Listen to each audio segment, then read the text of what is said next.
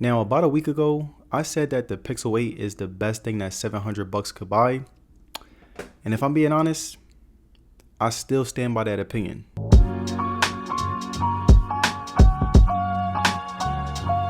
Now, the Pixel 8 so far has been pretty great based on my use with it. It has made pretty great upgrades, and despite its $100 price increase, I think that the new features along with great software makes this phone truly stand out. The camera is still producing great photos, the display has been improved since the 120Hz refresh rate, the build quality is top tier, and the overall experience of this phone is pretty great considering its price. And that's why in today's video, I will be giving you guys my experience with the Pixel 8 to show you whether or not it's worth buying. Now, one of the most important pieces of hardware that you can have on your smartphone is battery, and that's where the Pixel 8 doesn't disappoint. Over the past week, I've tested how long the Pixel 8 lasts with medium to high usage, and I was averaging over 5 hours of screen time. And no matter how long or short I use my phone, there was only 3 times where I had to use power saving mode. The Pixel 8 supports 24-watt charging, which I had no problems with. It charges from 0 to 100% in an hour and a half. The battery was mostly able to last me all day, and I mostly charge my phone at night, so the slower charging speeds really didn't matter. I would wake up in the morning, take my phone off the charger, use GPS to go to work, use my Pixel 8 moderately, and put it back on the charger before bed.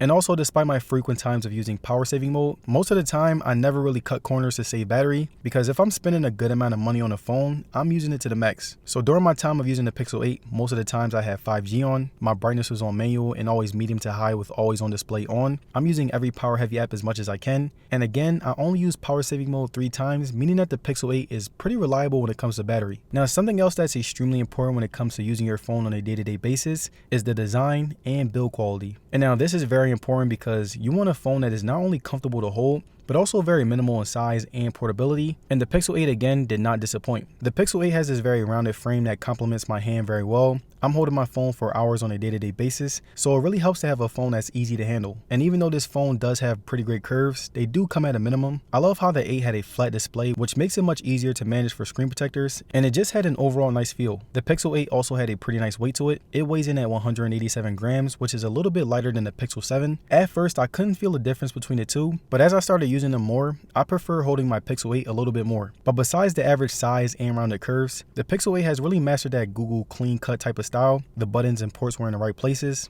The phone was sharp enough to add to the experience, and it's beautiful enough to use without a case, but the Pixel gets hella scratches, so be careful. But looking at the display, the Pixel 8 has a 6.2 inch actual display, and even though it is slightly smaller than the Pixel 7, I think that 6.2 inches is perfect. I loved how it has the tiny hole punch camera that really maximizes the screen. Also, I use swipe gestures, so basically I have the full screen to fill in whatever I'm doing, whether it's watching a movie, playing a game, or just scrolling through my Twitter timeline. The Pixel 8 also has Corning Gorilla Glass Victus on the back and on the display, so if you're bold enough to use your phone without a case, the Pixel 8 will survive a few drops before you notice any damage, so as long as you don't drop it on concrete, you should be good. And durability isn't the only thing that's great about the Pixel 8's display. It's very bright, sharp, and premium when compared to the iPhone 15 and Galaxy S23. The brightness has improved a lot. The Pixel 8 now has 2000 nits, and this is something that is honestly one of my favorite upgrades from last year, since the Pixel 7 was under 1500. And another one of my favorite things about the display was the 120Hz refresh rate, mixed in with the smooth animations of stock Android. Watching movies and content on this phone is amazing. The dual speakers are pretty weak, but they're also not the worst. And despite the speakers being pretty weak, I really had a pretty good time watching videos and movies. And finally, let's just say that when it comes to unlocking your phone, the Pixel 8 has an array of great options. The fingerprint sensor was very sharp and worked very well whenever I put lotion on or got my hands dirty, and the facial recognition is much better than last year,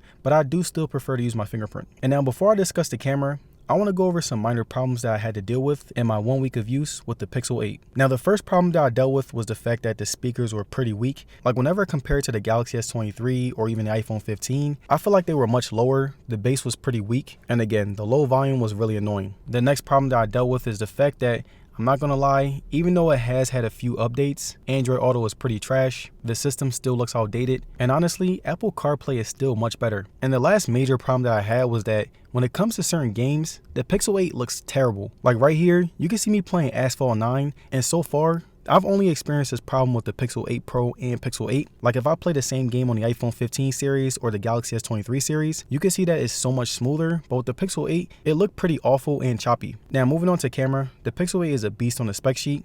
50 megapixel main camera with a 12 megapixel ultra wide, and this is easily my favorite thing that I like about the Pixel 8. And something that I realized is that whenever I'm taking a photo outside, the contrast is pretty bright but not too much. It still has a tone of realism and looks really good. The 8 also has pretty good zoom. The quality does go down a little bit more, but I still think that it's sharp, and the ultra wide is a little bit better. Another thing that I wanted to address was the fact that the shutter speed is pretty terrible. Like right here, I'm taking a picture of a car going by, and as you can see, I was only able to capture 2 pictures compared to my Galaxy S23 or even my iPhone where I'm able to catch up to 5 pictures. So this was pretty concerning given the fact that this is a Pixel phone and they're pretty much known for their cameras. Selfies were pretty great, especially for the price range. The sharpening wasn't too much for me and it handles my skin tones very well, so I will say that I was very impressed with how it held up. And now videos on the Pixel 8 were very sharp as well. They have improved slightly since last year while still being a beast on the spec sheet. You can shoot from 720p all the way up until 4K, and as far as frame rates, you have 24, 30, and 60. Stabilization was solid, pans were smooth along with brightness and contrast, and the sharpening was still very good. And I want to give you guys some extra footage that I took with my Pixel 8 so that you can see how well it's holding up.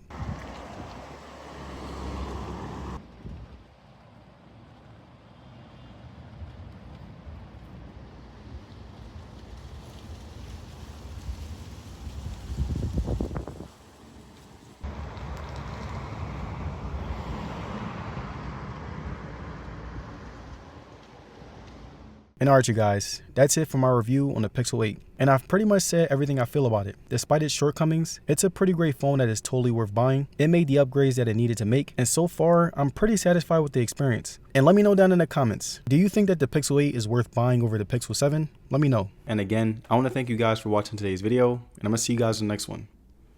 Peace.